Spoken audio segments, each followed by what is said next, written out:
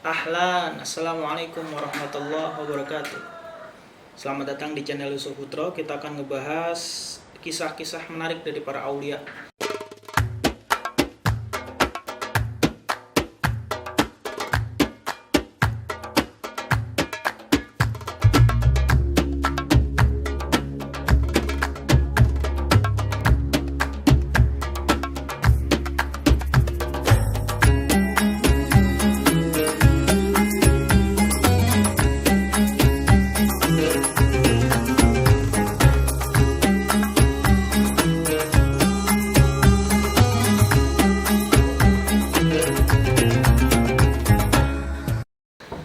Sekarang lagi kita bahas adalah 17 habaib berpengaruh di Indonesia.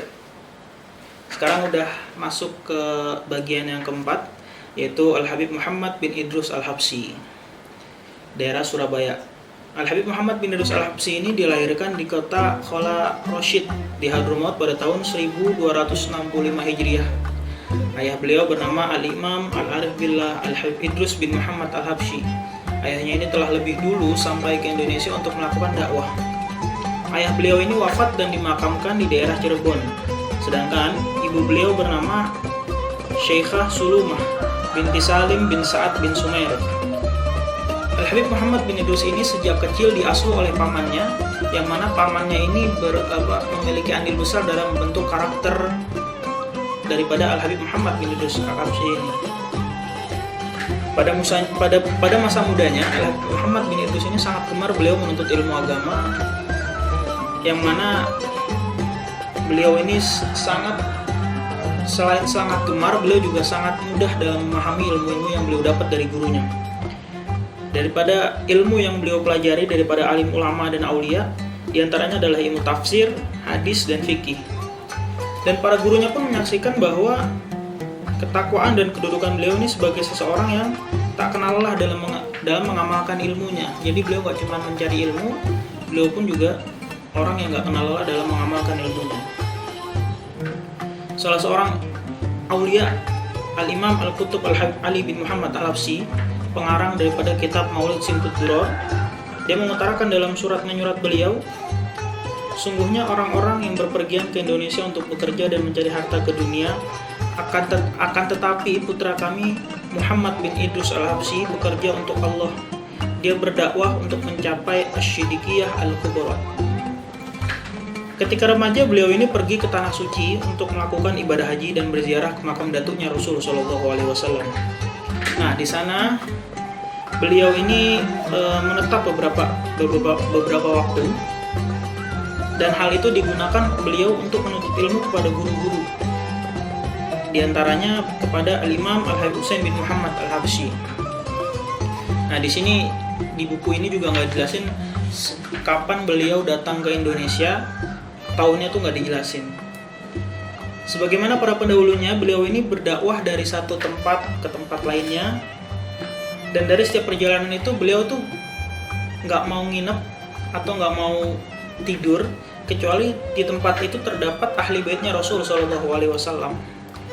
Nah, Habib Muhammad Al-Habsyi ini dikenal sebagai orang yang berakhlak mulia, budi pekertinya yang luhur, beliau ramah, dan juga sangat berkasih sayang terhadap sesama. Harta yang beliau miliki ini gak segan-segan beliau bagikan kepada orang-orang yang membutuhkan. Beliau adalah orang yang dikenal sebagai orang yang sangat dermawan pada masanya.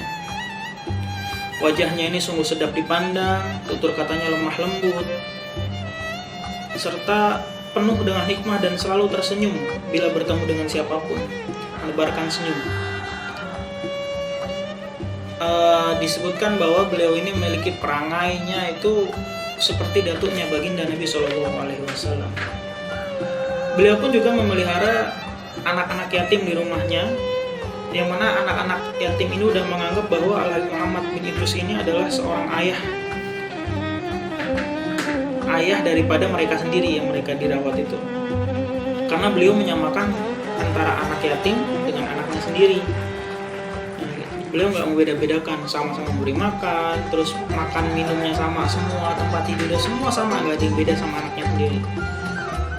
Dan apabila anak-anak yatimnya ini sudah beranjak dewasa, Habib Muhammad Idrus inilah yang mengawinkan mereka dengan memberikan semua keperluan yang dibutuhkan oleh anak-anak ini. Jadi benar-benar kayak nganggap anak sendiri gitu. Makanya anak-anak yatim ini nganggap Habib Muhammad bin Idrus ini adalah ayahnya sendiri karena saking cintanya gitu. Rumah beliau selalu terbuka bagi para tamu yang datang, dan tidak sedikit para tamu yang menginap di rumah beliau. Dan beliau sendirilah yang menyiapkan makannya, memberikan pelayanan kebutuhan pada para tamunya, untuk akhlak daripada aulianya Allah Subhanahu wa taala. Nah, setiap tamu yang datang ke rumah beliau baik dalam kota maupun luar kota selalu disambut dengan ramah dan senang hati. Bahkan apabila ada tamu yang datang, orang yang tidak mampu, maka diberikan ongkos pulangnya. Dan juga diberikan hadiah untuk anak dan istrinya. Allah. Hal inilah yang menjadikan Habib Muhammad begitu disegani dan dicintai oleh masyarakat luas. Beliau memiliki kebiasaan yang mendamaikan dua belah pihak yang bertengkar dan berselisih paham. Meskipun masalah itu besar, sulit, tapi beliau tetap bisa menyelesaikan masalah. Nah, beliau juga memiliki beberapa amal jariah untuk pembangunan masjid. Di antaranya itu beliau membangun masjid di daerah Purwakarta, pembangunan masjid Ar-Raudhah di daerah Jombang, dan lain-lain mengenai beberapa tempat. Dan beliau ini sebagai perintis pengadaan haul para aulia dan kaum solihin. Jadi banyak nih kan sekarang haul-haul yang diadakan secara besar. Nah, dulu perintisnya di daerah Indonesia ini beliau, Al-Habib Muhammad bin Idrus Al-Habsyi.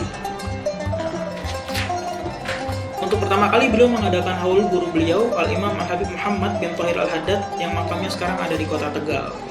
Beliau senantiasa berziarah ke makam tempat para aulia solihin, baik yang masih hidup ataupun yang sudah meninggal, yang diikuti oleh khalayak ramai. Jadi maksudnya ziarah itu gak cuma ke tempat orang yang udah meninggal, maksudnya mendatangi orang yang masih hidup pun itu sebenarnya tingkatannya sama, berziarah maksudnya gitu.